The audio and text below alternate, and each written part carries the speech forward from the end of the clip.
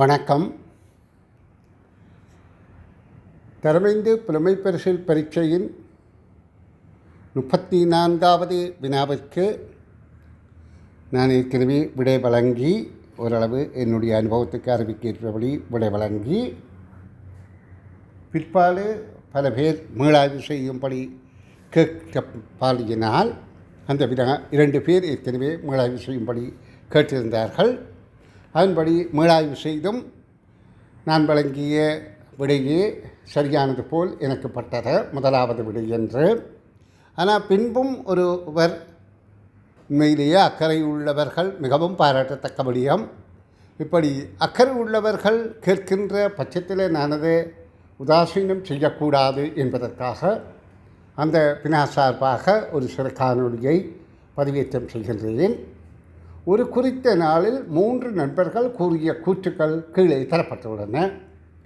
இவர்களில் அந்த 3 கூற்றையும் வாசித்த பிறகு வாசிப்போம். அடுத்து, இவர்களில் ஒருவருடைய கூற்று மாத்திரம் தவறாகவும் மூவரில் ஒருவருடைய பிறந்த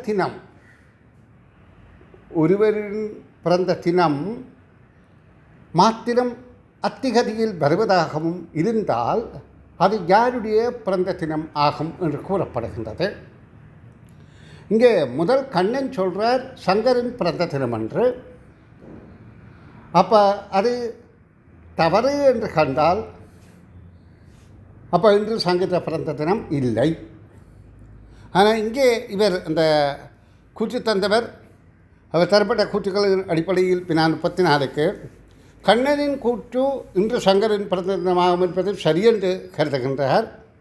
சங்கரின் கூற்று இல்லை சேகரின் பிறந்த தினமாகும் என்பதை பிழை என்று கருதுகிறார். அப்போ பிழை என்று கருதினால் சங்கரின் பிறந்த தினம் இன்று என்பது இல்லை என்பது பிழை என்றால் உண்டு ஆமாம் என்பதுதான். அப்போ சங்கரின் பிறந்த தினம் இன்று என்பதும் ஆகின்றது.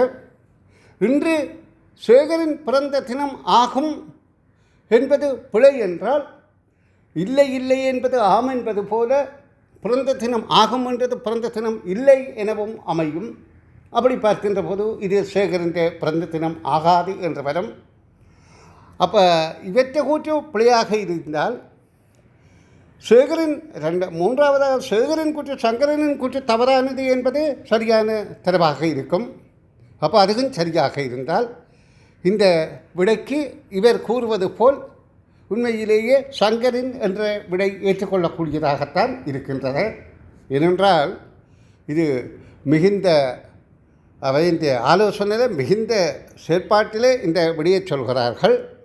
சில வினாக்களை நாங்கள் என்னதான் ஊகித்து சொன்னாலும் அரச பரீட்சை விடையை பார்த்து தான் நாங்கள் இறுதி தீர்வாக அதுக்கேற்றது போல நாங்கள் அதே கோணத்தில் சிந்தித்து விடை கூற முடியும்.